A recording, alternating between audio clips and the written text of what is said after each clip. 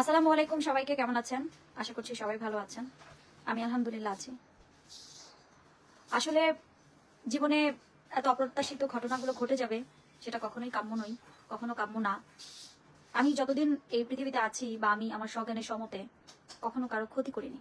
আমি যেটা করেছি, কখনো আমার ক্ষতি কেউ করতে আসলে সেটার জন্য আমি আইনি পদক্ষেপ নিয়েছি, যেটা খুব স্বাভাবিক। যখন আপনাকে কেউ হিট করতে আসবে, যখন আপনাকে কেউ মানহানি করতে আসবে, যখন আপনাকে কেউ হ্যারেস করতে আসবে, মিথ্যাচার করবে, বুলিং করবে, অ্যান্ড সমস্ত কিছুর কিন্তু একটা লেভেল থাকে, রাইট? সো সেই লেভেলটা আসলে এই কথিত সাংবাদিক পার করে ফেলেছিল, এবং এত ভয়াবহভাবে পার করেছে যে আমি রাত দিন ঘুমাইতে পারি নাই। আমার ছোট ছেলে মেয়ে, অসুস্থ বাবা, আমার রিজিকে পর্যন্ত সে হাত দিয়ে দিছিল। যদিও রিজিকের মালিক আল্লাহ, তবুও সে অতীতেও বাংলাদেশের স্বনামধন্য তারকা কারো কারো ওয়াশরুমে ক্যামেরা নিয়ে গেছেন, এবং কিছু মহিলা সাংবাদিক ইতোমধ্যে আমাকে ভয়েস পাঠিয়েছে যে আপু আমরা কথা বলতে চাই। এই কথিত হলুদ সাংবাদিক সে কিন্তু আমাদেরকে প্রচন্ড রকমের জ্বালাতন করেছে, অ্যাবিউজ করেছে, তার বাইক আছে নিয়ে ঘুরবে, এইসব কথা বলেছে, এবং তারা খুব প্রমিনেন্ট মহিলা জার্নালিস্ট। শেয়ার করছি। হ্যাঁ আপু, খুব স্বাভাবিক না? মেন্টালি যে পরিমাণে, মানে মানসিকভাবে যে পরিমাণে হ্যারেস হচ্ছি, আর্থিক, মানসিক, সামাজিক, আমার পরিবারের মানুষ, আমার আত্মীয় স্বজনরাও প্রশ্ন করছে এই ছেলেকে, রাইট? আপনারা দেখেন একটু খেয়াল করে, সে মানে যতগুলো অন্যায় করে যাচ্ছে, তার বোন লাইভে এসে অক্ষুব্ধ ভাষায় আমার সন্তান সহ, আমার বাবা মা সহ, ইভেন তো আমাকেও যেইভাবে করে কথা বলেছে, সেটা কিন্তু অবশ্যই অপরাধ। আপনি মন গড়া লিখলেন অমুক জায়গায় তো অমুকের নামে মামলা করছি, অথচ আপনি করেন নাই। তার মানে কি? আপনি মানুষের অ্যাটেনশনটা গ্র্যাব করতে চাচ্ছেন, তার মানে আপনি ভিউটা বাণিজ্য করতে চাচ্ছেন। এবং আপনি যখন দাবি করছেন বউ, তখন কি হচ্ছে? 2 মাস হয়ে গেছে, যেখানে কোনো একটা কাজী ছিল, কোনো একটা লয়ার ছিল নিশ্চয়ই, এবং সে তার তার ভাষ্য মতে যা যা সাক্ষী থাকে বিয়েতে, কোথায় তারা? 2 মাসেও সে বের করতে পারলো না। ভাই, আমি বিলিনিয়ার না, আমি মিলিনিয়ার না, বিশ্বাস করেন। আমি প্রচন্ড পরিমাণের, আমি আল্লাহকে ভয় পাই। আমি মিথ্যে যদি দিতে চাইতাম, মিথ্যে অনেক কিছু করা যেত, কিন্তু আমি সত্য নিয়ে গিয়েছি, এটাই আমার কাজ। সেই দিন দেখেন কি হলো। সেই দিন যখন প্রশাসন, আপনারা হয়তো অনেকেই জানেন এখানে অনেক অ্যাডভোকেট আছেন, হ্যাঁ অ্যারেস্ট হয়েছে, আপনারা নিশ্চয়ই অনেকেই আছেন ডিফেন্সের বা অ্যাডভোকেট আছেন, তারা আমার কথাটা মনোযোগ দিয়ে শুনবেন। যদি তিনি আমার সত্যিকারের হাজবেন্ড হতো, তার কাছে তার দাবি হচ্ছে 2 মাস আমি তার সাথে সংসার করেছি, আল্লাহ মাফ করুক, আস্তাগফিরুল্লাহ। যদি 2 মাস তার সাথে সংসার করি, 2 মাসে কি আপু এবং ভাইয়া একটা ছবিও থাকতে পারে না? আপনারা বলেন, আপনারা যখন as a girlfriend, as a boyfriend living এ থাকেন বা সম্পর্কে থাকেন, তখন কি আপনাদের একটা ছবিও থাকে না? বিয়ের দিন বাদ দেন, তার মিথ্যেগুলো কিভাবে আসছে আপনারা দেখবেন। এবং আমি কথার থেকে কাজ এবার বেশি করেছি, কারণ রাসেল মিয়ার সময় সে আমাকে প্রচন্ড প্যানিক করে ফেলছিল টাকার জন্য, এবং এই এই এই প্রেস কনফারেন্স, ওই প্রেস কনফারেন্স, এইটা সেটা, অনেক টাকা আমার কাছ থেকে হাতায় নিছে। আমি তখন বুঝতে পারি নাই। এখনো সাংবাদিক ভাইয়েরা বোনেরা আমাকে টানা ফোন দিচ্ছে, বর্ষা আপু কথা বলেন। আমি বলছি নো, কথা বলবে আমার আইনজীবী। আচ্ছা, এখন আসেন সেই দিনের যে ভয়াবহ ঘটনাটা। তার আগে আমি তার বিরুদ্ধে একটি মানহানি মামলা করেছি, সত্যিকারে মানহানি মামলা, মিথ্যা না। সে যেটা ডিজিটাল প্ল্যাটফর্মে করছে, সবাইকে দেখাচ্ছে, এবং সে আমার বাসায় গিয়েছে, আমার অসুস্থ বাবাকে হ্যারেস করেছে, এটা মানহানি। এটা আইনের ভাষায় মানহানি, ডেফিনেটলি মানহানি। সেখানে আমি মানহানি মামলা করেছি, এবং সে গিয়ে 307 ধারার একটা মামলা করেছে, আমি নাকি তার গলা চেপে মারতে চেয়েছি। এটা সম্পূর্ণ মিথ্যা, এবং মিথ্যা মামলা প্রমাণিত করার জন্য কিছু লাগে না। সত্য যত ভয়ঙ্করই হোক সুন্দর, মিথ্যে যত সুন্দরী হোক সেটা ভয়ঙ্কর। আমি আইনের প্রতি শ্রদ্ধাশীল। এবং আসেন পরবর্তীতে তারা প্রকাশ্যে গিয়ে, প্রকাশ্যে কেন, আপনি যদি ওভার দ্য ফোনও কাউকে বলেন যে আমি তোকে দেখে নিব, আমি তোকে মেরে ফেলবো, বা আমি তোর শেষ দেখবো, আমি তোর ক্যারিয়ার ধ্বংস করব, এটা অনেক বড় একটা অপরাধ। সেখানে তারা কি পরিমাণে সাইকো অ্যান্ড কি পরিমাণে ডিস্টার্ব এই পরিবারটা, যে সেখানে প্রপারলি তারা লাইভে গিয়ে বলছে, মানে ভিডিওতে বলেছে যে ওর ভাই ভিডিও করবে এবং ওর বোন হচ্ছে আমাকে মারবে, যেটা 506 ধারার মধ্যে পড়ে। সেদিন যে ঘটনাটা, মানহানি মামলার পরবর্তীতে সেটা ইনভেস্টিগেশনে গেল, ইনভেস্টিগেশন অফিসারের আন্ডারে গিয়েছে, সেটা তদন্ত করে তদন্তের রিপোর্ট দাখিল হবে, রাইট? শেষ। কিন্তু তারা প্রকাশ্যে এসে আমাকে হুমকি দিল। পরবর্তীতে আকাশ নিবিড় এবং আলামিনকে আমি চিনতাম না, সেদিনই দেখেছি। আমি রংপুর, গুলশান রংপুর থেকে চা খেয়ে যখন ফিরছিলাম, আমার উপরে অ্যাটাক করলো। আমি রক্তাক্ত অবস্থায় হাতিরঝিল থানায় গেলাম, সেখান থেকে মহিলা কনস্টেবল আমাকে গাড়িতে তুলে দিল, বললো আগে ট্রিটমেন্ট নিয়ে আসেন। পরবর্তীতে ট্রিটমেন্ট নিয়ে আমি ড্রেসিং করে ইনজেকশন নিয়ে আমি ওই অবস্থাতে আবার থানায় গেছি, তখন অলমোস্ট ভোর রাত, এবং আমি অভিযোগ দায়ের করেছি। ইনভেস্টিগেশন অফিসার ঘটনাস্থলে গিয়ে বারবার চেক করেছে, একবার দুবার না 3 বার গিয়েছে। পরবর্তীতে ইনভেস্টিগেশন অফিসার 9 দিন ইনভেস্টিগেট করে আমার যেখানে জখম করেছে আলামতগুলো তারা নিয়েছে, এবং পরবর্তীতে তারা আপনারা দেখেছেন সেদিন গিয়েছে বাসায়, এবং যেহেতু এফআইআর হয়ে যায় তখন আসামিকে ধরতে অফিসাররা যাবেই, আয়ু যাবেই, এটা খুব স্বাভাবিক। যখন নাকি আয়ু আমাকে বলল যে আপা এখানে তো কেউ নাই, কারণ তিনি কিন্তু তার বোনকে চিনে না, হ্যাঁ, তো বললো আপা কেউ নাই, একজন মুরব্বী আছে, মানে আকাশ নিবিড়ের বাবা আছে, এবং আমাকে বললো যে কেউ নাই আপা, আপনি একটু আসেন উপরে, আমি বাদী, আমি আসামিকে চিহ্নিত করার জন্য যেতে পারি, এটাই আইন, এটা ল। আমাকে যখন অফিসার ডাকলো আমি গেলাম, আমি সিঁড়ি দিয়ে উঠতে উঠতে আপনারা ভিডিওটা দেখবেন, সে 3 তলায় পালাতে নিছিল, 3 তলার একটা ফ্ল্যাটে তার বোন পালাতে নিয়েছে, এবং তখন আমি চিৎকার করে বলি লিটন ভাই এই হচ্ছে আকাশ নিবিড়ের বোন শানু, ওনাকে অ্যারেস্ট করেন, কারণ সে আসামি। তারা কতটা মূর্খ আপনারা একটু মনোযোগ দিয়ে শুনবেন। তখন যখন সিন ক্রিয়েট করছে তার বিল্ডিং এর কিছু মানুষ বেরিয়ে আসলো, কারণ তারা তো ঘটনা জানতো না, বেরিয়ে এসে কোনো একজন ভিডিও করে ছেড়ে দিল কি সব উল্টাপাল্টা, তাদের সবার বিরুদ্ধেই, মানে আইনের ঊর্ধ্বে আমরা কেউ না, আমরা আইনের প্রতি শ্রদ্ধাশীল, আইনের ঊর্ধ্বে আমরা কেউ না, আইন। আর আপনারাই তো বলেন এখন আর সেই দিন নাই, রাইট? সো আইনের ঊর্ধ্বে কিন্তু কেউ না, আপনিও না, আমিও না, সেও না, নোবডি, কেউ আইনের ঊর্ধ্বে না। তারপরে আসি সেদিনকার ঘটনা। সেদিন অফিসার চলে আসেন, অফিসার সহ কনস্টেবল সহ 6-7 জন যান, তারা চলে আসেন, কারণ সেদিন মহিলা কনস্টেবল ছিল না। আইনের ভাষায় সূর্যাস্তের পরে একজন মহিলাকে অ্যারেস্ট করতে হলে ডেফিনেটলি মহিলা কনস্টেবল থাকতে হবে, এবং তারই সাথে অবশ্যই সে খুনের আসামি হলেও সূর্যাস্তের আগে তাকে, মানে এটা আমার জানা মতে, যেই আমি এগুলো নিয়ে পড়তেছি, আমি লয়ের বই নিয়ে এই প্রতিটা সাবজেক্ট পয়েন্ট টু পয়েন্ট পড়তেছি, এটা হচ্ছে আইন। তো যখন আয়ুর সঙ্গে খারাপ ব্যবহার করলো এবং সরাসরি আয়ুর সামনে লাইভে গেল, তখন সে ঘটনাস্থল থেকে চলে আসলো, সেটাকেও তার বোন বানালো, মিথ্যেভাবে একটা প্রলোভিত করলো, মিথ্যেভাবে একটা খুব বাজেভাবে ক্লেম করলো, খুব বাজেভাবে বললো এই সেই, মুখ খারাপ করে, আল্লাহ মাফ করুক, আস্তাগফিরুল্লাহ, এই রোজা রমজান মাসে কিভাবে এগুলা করে আমি জানি না, আমার প্রত্যেকটা মোনাজাতে আমি ওমরায় যাব, সেই ওমরার আল্লাহর কাছে আমি তো ক্ষমা চাইবই, এবং আমি আজকে আমার রিজিকে যারা হাত দিয়েছে তাদের বিচারও চাইব। আমার এক ফোঁটা চোখের পানি, আমার সন্তানের চোখের পানি, আমার অসুস্থ বাবা, এই রিজিকে হাত দেয়া 4টেখানি বিষয় না, আল্লাহর আরশ কেঁপে যাবে। আমি আবারও বলছি স্পষ্ট করে, আমি যদি তার বউ হতাম সে কিন্তু নিকানামা দেখাতে পারত। তারপরে আসেন, সে বলছে আজকে তার বোনকে ছেড়ে দেওয়া হয়েছে, কারণ তার বোনকে যে গ্রাউন্ডটা দেখা হয়েছে মামলার, সেখানে 506 ধারাতে তার বোনকে দেখানো হয়েছে। আমি স্পষ্ট করে বলছি আমি সত্যের পক্ষে, আমি একটাবারের জন্য বলি নাই তার বোন ঘটনাস্থলে ছিল, আমাকে যখন অ্যাটাক করে তখন ঘটনাস্থলে ছিল আকাশ নিবিড়, এবং আকাশ নিবিড় 11টা, তার সিসি ক্যামেরা দেখিয়েছে 11:48 সে বাসায় ঢুকে, এবং আমার ঘটনা 12:25, আমার ঘটনা যেখানে, সেখান থেকে আকাশ নিবিড়ের বাসার ডিস্টেন্স বাইক দিয়ে গেলে কয়েক মিনিট, 1 থেকে 1.5 মিনিটের পথ। আপনারা হয়তো ক্লিয়ার, যাই হোক, ক্লিয়ার না হলে নিশ্চয়ই সময়ে কথা বলবে। আমি আসলে স্রষ্টার হাতে সমস্ত কিছু ছেড়ে দিছি, আল্লাহ সুবহানাহু ওয়া তাআলা নিশ্চয়ই সত্যের পক্ষে থাকবেন। এবং আরেকটা জিনিস দেখবেন, ঠিক আছে, আরেকটা জিনিস দেখবেন যে তার বোন আজকে বলতেছে, দেখলাম যে আমার ভাই তো অ্যারেস্ট হয় নাই, আমার ভাই তো কোর্টে সারেন্ডার করতে গেছে। আইন কি বলে জানেন? আইনের ভাষা হচ্ছে, আমি আইনের প্রতি শ্রদ্ধাশীল হয়ে, আমি নিজে আকাশ নিবিড়ের করা মিথ্যা মামলা, আকাশ নিবিড় প্রলোভিত করেছে, নাম হচ্ছে পিয়াল, প্রলোভিত করেছে, তাকে দিয়ে আমার নামে একটা মিথ্যা মামলা করাইছে। আমি নিজে কোর্টে গিয়ে হাজির হয়েছি সশরীরে, গ্রাউন্ডস দেখিয়েছি, আমি ম্যাজিস্ট্রেটের কাছে জামিন চেয়েছি, মাননীয় আদালত আমাকে জামিন দিয়েছে, রাইট? সে আজকে যেটা করেছে, সে জামিন চাওয়ার জন্য তার গ্রাউন্ডস গুলো নিয়ে সে জামিন প্রার্থী হিসেবে আত্মসমর্পণ করেছে মাননীয় আদালতের কাছে।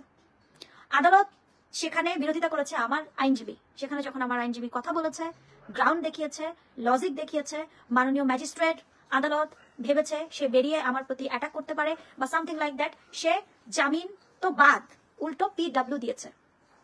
একটা আসামিকে বাসা থেকে অ্যারেস্ট করা, যেই ভাষা, এখানে অনেক আইনজীবী আছেন আমার কথা বুঝবেন, যেই ভাষা, তার থেকেও ডেঞ্জারাস হচ্ছে PW, মানে আপনাকে ওই লোকেশন, মানে আপনি আইনের কাছে শ্রদ্ধাশীল হয়ে গেছেন, কিন্তু আইন দেখছে আপনি অনেক বড় একজন ক্রিমিনাল, যে কারণে আইন কিন্তু আপনাকে কোনো ধরনের জামিন দেয় নাই, বরং আপনাকে জেলখানায় প্রেরণ করেছে, এবং এটা ইনভেস্টিগেশনের জন্য দিয়েছে। এটা হচ্ছে CW, যেটাকে বলা হয় কোর্ট ওয়ারেন্ট।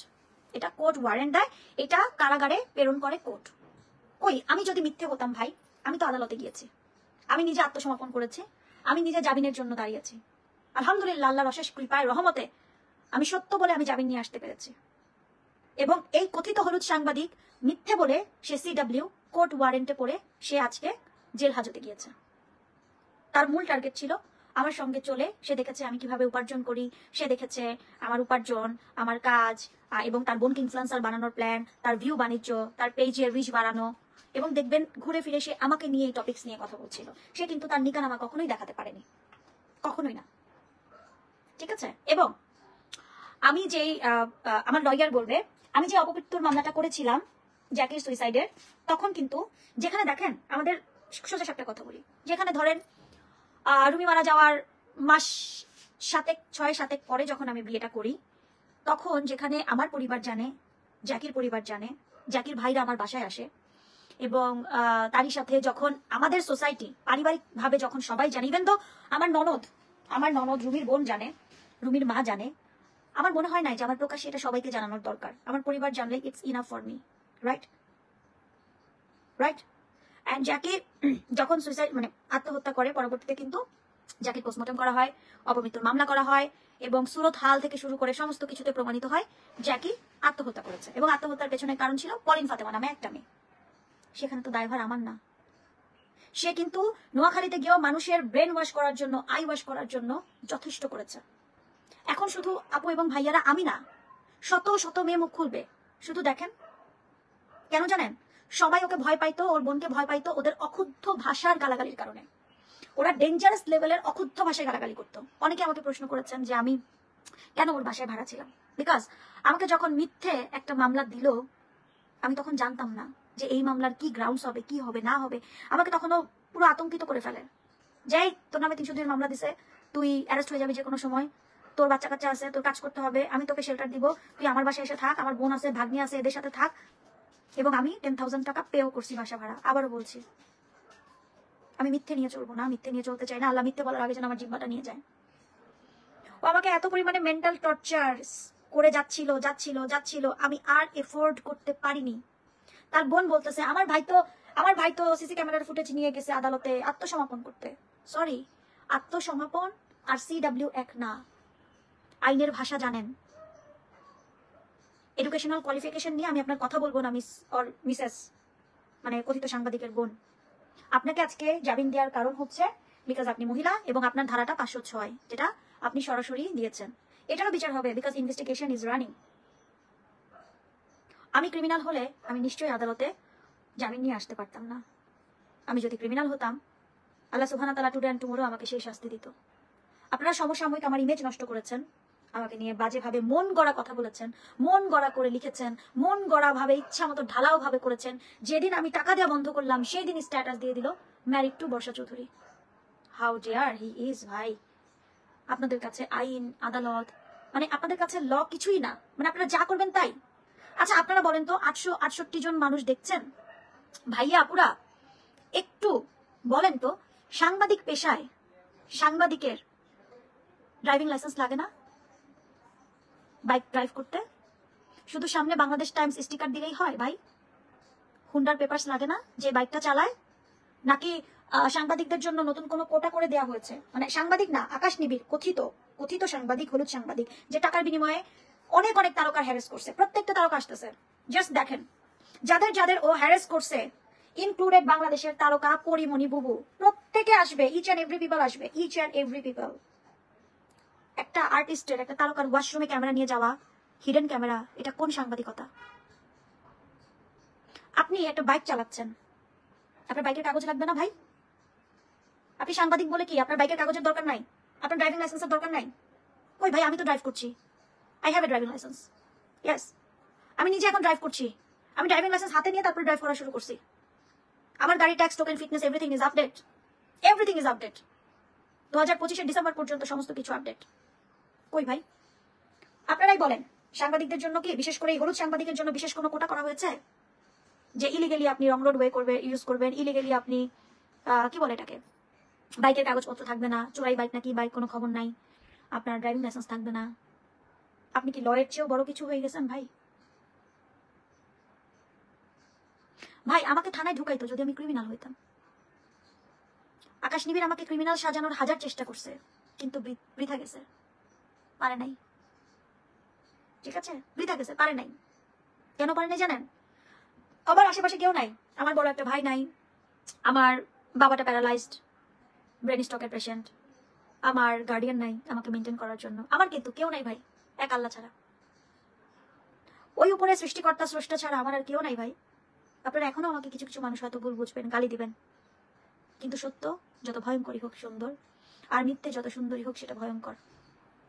দিনের পর দিন গত কয়দিন এক একজনকে দিয়ে মিথ্যা মামলা করায় উইদাউট এভিডেন্স, উইদাউট ডকুমেন্টস, এমন ভাবে মিথ্যা মামলা করাইছে। আমি একের পর এক জামিন নিছি। আমি টায়ার্ড হয়ে গেছি, আমার কাজ নাই, আমার ইনকাম নাই, আমার সোর্স নাই। আমি কিন্তু ইলিগাল পথে উপার্জন করি না, আমি কষ্ট করে পরিশ্রম করে উপার্জন করি। আমার ছোট 9 বছরের বাচ্চাটাকে পর্যন্ত বাজে কথা বলতে এই পরিবারটা ছাড়ে নেই। আমি ভিকটিম, ইয়েস আই এম, আমি ভিকটিম। গতকাল রাতে সিজদায় পড়ে চিৎকার করে শুধু আল্লাহকে বলছে, আল্লাহ ডু সামথিং ফর মি, আমাকে বেঁচে থাকার শক্তি দাও, আমাকে ধৈর্য দাও আল্লাহ চলার জন্য। ওই যে আপনারা বলেন না আমার 100 স্পিন্ডার পুরান গাড়ি, ভাই বিশ্বাস করেন আমার হালাল পথের এই প্রমোশন করে এই যে পুরান গাড়িতে আমি চলি না ভাই, এটাই আমার কাছে BMW। আমার এত শো অফের দরকার নাই, I don't need show off. আমি যতদিন পৃথিবীতে আছি আমি আমার বাবার চিকিৎসা, আমার মায়ের চিকিৎসা, আমি আমার ভাইদের প্রতি দায়িত্ব, আমি আমার 2 সন্তানের প্রতি দায়িত্ব, যেটা আল্লাহ সুবহানাহু ওয়া তাআলা নিজে আমার উপর অর্পণ করেছেন, এগুলো দুনিয়ার বুকে করে আমি যেতে চাই। এটাই আমি এটাই ফিল করি। আমার কাছে আমার অসুস্থ বাবা যে বসে বসে ইশারায় নামাজ পড়ে তার দোয়া আছে, কারণ তার একটা পাশ প্যারালাইজড। আমার কাছে আমার অসুস্থ মায়ের দোয়া আছে, আমার কাছে আমার আত্মীয় স্বজনের দোয়া আছে। মিথ্যাচার, মন গড়ানো, ইচ্ছে মতো শুধু বলেই যাবেন। মেহজাবিন হাসান, আপনার ধারণা ভুল, আপনি মিথ্যা বিভ্রান্তিকর জিনিসপত্র ছড়াবেন না, ঠিক আছে? জ্যাকের ইস্যুটা পরে আসবে, কারণ জ্যাকের ইস্যুটা আমার আইনজীবী আপনাদেরকে খোলাসা করবে। এটা 1.5 মাস পরের ঘটনা না, সরি টু সে, ঠিক আছে? ডেটটা মিলাই নিবেন, ঠিক আছে? এটা 1.5 মাস পরের ঘটনা না, কথাকে স্কিপ করাবেন না, ঠিক আছে? সো আমি এটুকুই বলবো, আইন ভাই সবার জন্য সমান। আর আমি ভাই কোটিপতি না যে আমি আইন কিনে নিব, ওই সামর্থ্য আমার নাই। আমার কাছে আছে সত্যতা, স্বচ্ছতা, এবং আমার কাছে আছে যুক্তি, তর্ক, মেধা। যেই মেধা দিয়ে, যেই যুক্তিতে, যেই সত্যতে আমাকে হারানো সম্ভব না। আমি কোনো ক্রাইমের সাথে জড়িত না, I am not a criminal. আমি ভাই দিন আনা দিন খাওয়া মানুষ। আজকে আমার রিজিকে হাত দিছে বলে আল্লাহ আজকে ওকে সেই জেল হাজতে প্রেরণ করছে। ও যদি স্বচ্ছ সত্য হতো তাহলে আমার মতো বুক খুলে ম্যাজিস্ট্রেটের সামনে দাঁড়িয়ে জামিন নিয়ে আসতে পারতো, পারে নাই, বিকজ হি ইজ ক্রিমিনাল। এটা আপনারা স্বীকার করেন আর না করেন, এটুকুই বলবো। এবং দেখেছেন একজন সাংবাদিকের ভিডিও আমি আপলোড দিয়েছি, মহিলা সাংবাদিক, যার সাথে কোন রাহাত ফাতিয়ালি শোতে গিয়ে প্রেম করার আরো কি কি বলার বলছে। এরকম আরো অনেক মেয়েরা আছে, আরো অনেক সাংবাদিকরা আছে যারা এতদিন মুখ খুলে নাই, শুধু ওর বোন আর ওর মুখের ভয়, ওদের তো সম্মান নাই, ওরা যাতা বলে ফেলতে পারে, এই ভয়। সবার ভয়টা কেটে গেছে। এখন শুধু দেখবেন যে কারা কারা কিভাবে অ্যাপ্রোচে আসে, কারা কারা কিভাবে খুব সুন্দর করে, ঠিক আছে, কিভাবে আসে, শুধু এটাই দেখবেন, আর কিছু না, ঠিক আছে? আর কিছু না। আকাশ নিবিড়ের কথা আমারও বিশ্বাস হয়নি, আপু দুর্বলতার সুযোগ নিছে। আপু রাসেল মিয়ার সময় আমাকে প্যানিক করে ফেলছে, এই মামলা ওই মামলা, এইটা সেটা। আরে ভাই আমি সত্য নিয়ে আগাবো, আমার উপর রাসেল মিয়া অ্যাটাক করছে, রাইট? আমি নারী ও শিশু ট্রাইব্যুনালে মামলা করব, আমি নারী নির্যাতনের মামলা করব। ও কাবিননামায় লিখেছে বিয়ের বরের ভাষ্য মতে প্রথম বিবাহ, আমি লিখেছি বিধবা। আমি আসলে উইডো ছিলাম, ডেফিনেটলি আমি আমার আইনের জায়গা থেকে সঠিক ছিলাম। সেখানে আমি প্রতারণার মামলা করব, আমি নারী শিশু নির্যাতনের মামলা করব, রাইট? নারী নির্যাতনের মামলা করব। আমি কেন কোরআন অবমাননার মামলা করব? শেষে ওর বন্ধু শিবির নেতা কায়েসকে দিয়ে ও মিথ্যা মামলা করায়, লক্ষ লক্ষ টাকা হাতায় নেয়। যখন টাকাটা দেওয়া বন্ধ করি ঠিক তখনই আমাকে বউ হিসেবে দাবি করে আমার এই ভিউ বাণিজ্যটা, যখন আমার সাথে মিশতেছে একটা ছেলে, আমার ব্যাগ নিয়ে আমার বিভিন্ন লাইভে যাচ্ছে, রাসেল মিয়া আমাকে অ্যাটাক করবে, আমার সাথে সাথে যাচ্ছে সব জায়গায়, ঠিক আছে? ওই মোমেন্টে যখন ওই ছেলে দেখলো যে বর্ষা কিভাবে উপার্জন করে, বর্ষা কিভাবে লাইফ লিড করে, বর্ষা চলে কিভাবে, সবাই বর্ষায় কিভাবে সম্মান করে, তখন ওর বোনকে ইনফ্লুয়েন্সার বানানোর জন্য উঠে পড়ে লাগলো, এবং নিজের পেজের মনিটাইজেশনের জন্য, টাকার জন্য, ডলারের জন্য উঠে পড়ে লাগলো, ইনক্লুডেড তার পরিবার। তার মার নাকে যে গোল্ডেন নাকফুলটা, সেই নাকফুলটা বর্ষার দেয়া খালা হিসেবে, যে আপনার ছেলে আমার বিপদে অনেক হেল্প করেছে। কালকে দেখলাম তার মার একটা বক্তব্য, মা হিসেবে আপনাকে ধিক্কার জানাই। আমি নিজে সেই ঘরে বসে, যেই ঘরে আমি থেকেছি, আপনার মেয়ে আপনার ভাগ্নি সহ, সেই ঘরে আমি তাহাজ্জুদ পড়েছি, আমি নামাজ পড়েছি, কিন্তু আপনারা কেউ পরিবারের এক ওয়াক্ত নামাজ আদায় করেন নাই। আল্লাহ মাফ করুক, এগুলো আমার বলার বিষয় না, এগুলোর হিসাব আল্লাহ, প্রত্যেকের হিসাব আল্লাহর কাছে, আমার কাছে না। আপনি মা হয়ে যেভাবে বলেছেন, আপনার নাকের নাকফুল, আপনার পরনে যে ড্রেসটা, সেই ড্রেসটাও আমার কিনে দেওয়া। যে আকাশ নিবিড় গিয়ে গিয়ে কথা বলছে, সেই পাঞ্জাবিগুলো আমার কিনে দেওয়া বন্ধু হিসেবে। যে আমার বিপদে আমাকে হেল্প করছে, 12 আনার গোল্ডের চেন স্বর্ণ জীবনে পড়ে নাই, সেটাও আমার কিনে দেওয়া। টেলিভিশন কিনবে, আমি নিজে জিম্মি হয়ে টেলিভিশন ইনস্টলমেন্টে নিয়ে দেওয়াইছি। রাইস কুকার লাগবে, আমি নিজে কিনে দিছি রাইস কুকার। গরম পানির হট ওয়াটার লাগবে, কি বলে ওটাকে আপু, হট ওয়াটার যে কেটলিটা, ওইটা লাগবে, ওইটাও আমি কিনে দিছি ওয়ালটন থেকে। কি দিছি না দিছি বলবো না, তবে এত কিছুর পরে লোভে পাপে মৃত্যু। আমার জন্য সৃষ্টিকর্তাই যথেষ্ট। বিশ্বাস করেন, 1000টা মিথ্যার সাথে আমার একটা সত্য, এবং আমার এই যে নিজের যে পাওয়ারটা, আমার নিজের সেলফ কনফিডেন্স এবং আল্লাহর প্রতি আমার ভরসা এবং সত্যের সাথে ফাইট দেয়া, এটাই আমার সবচাইতে বড় পাওয়ার। আপনারা মিলিয়ে নিন। আবারও বলছি, ওর দেয়া মিথ্যা মামলায় আমি বর্ষা জামিনে এসেছি আলহামদুলিল্লাহ। আর ও জামিন চাইতে গিয়ে CW কোর্ট ওয়ারেন্টে পড়েছে। আইন কিন্তু সবার জন্য সমান, হোক সে প্রাইম মিনিস্টার। যারা বাজে কমেন্ট করছেন তারা প্লিজ বাজে কমেন্ট করেন না, আপনার টাইম ওয়েস্ট করার কোনো দরকার নেই। আপনারা ভালো থাকেন। যার সাথে ঘটনা ঘটে সেই জানে কি হয়। আমার আত্মীয় স্বজন, পাড়া প্রতিবেশী, আমি তো একটা সোসাইটি থাকি না, সবার কাছে আমার মা প্রশ্নবিদ্ধ, আমি প্রশ্নবিদ্ধ। সবাই যখন জিজ্ঞেস করছে, সবাইকে এক্সপ্লেনেশন দিতে হচ্ছে কি পরিমাণ মানসিক, সামাজিক এবং শারীরিক আমি ক্ষতিগ্রস্ত। লুক এট মাই ফেস, বোঝা যায়। মানুষ যখন অনেক সুখে থাকে সেটাও বোঝা যায়, মানুষ যখন দুঃখে থাকে, স্ট্রেসে থাকে, সেটাও বোঝা যায়। আপনারা যারা ভুল জেনে, ভুল বুঝে, ভুলভাবে কমেন্ট করছেন মিথ্যা অপপ্রচারে, আমি বলবো একটাই, ইটস শিমু। এখন আর সেই দিন নাই রে আপু, সেই দিন চলে গেছে। জামিন কোনো পুলিশ অফিসার দেয় না, জামিন দেয় ম্যাজিস্ট্রেট কোর্ট থেকে। আপু, your guess is absolutely wrong Reshna. আগে জানেন, ঠিক আছে, আগে জানেন, ঠিক আছে, আগে সত্যটা জানেন। যাই হোক, আমাকে ক্ষমা করে দিবেন। সাইদা তাসনিম আপু, আমি ধানমন্ডিতে আসা যাওয়ার উপরেই আছি। আমার ছেলে জায়ানের জন্য প্রতি মাসে ভরণ পোষণ, ওর ফুপ্পি, আমার জায়ানের, আমার রুমির যে ফ্ল্যাটটা, সেই ফ্ল্যাটের যেহেতু আমার শ্বশুরের নামে ডিটেলস, মানে পুরোটা, সেই খরচটা, আমার জায়ানের খরচটা ওর ফুপু কিন্তু প্রতি মাসে জায়ানের অ্যাকাউন্টে দিয়ে দেয়। ঠিক আছে? সো বাজে কমেন্টস করে শুধু শুধু নিজের সময়টা নষ্ট করবেন না, এবং বাজে কমেন্টস করে নিজের ব্যক্তিত্বের পরিচয়টা দিবেন না। কথা বলবে সময়, বারবার বলছি, কথা বলবে সময়, বর্ষা না। এই লাইফটা করার কারণ গ্রাউন্ডস গুলো দেখাই দিলাম, এবং যারা যারা আকাশ নিবিড়ের মাধ্যমে হেয় প্রতিপন্ন হয়েছেন প্রত্যেকেই আমার সাথে ইনবক্সে যোগাযোগ করেন। প্রত্যেকে, আমি আপনাদেরকে কি করবো জানি না, তবে আল try to my level best. ভালো থাকবেন। আসসালামু আলাইকুম এন্ড শুভরাত্রি। রমজানুল মোবারক সবাইকে।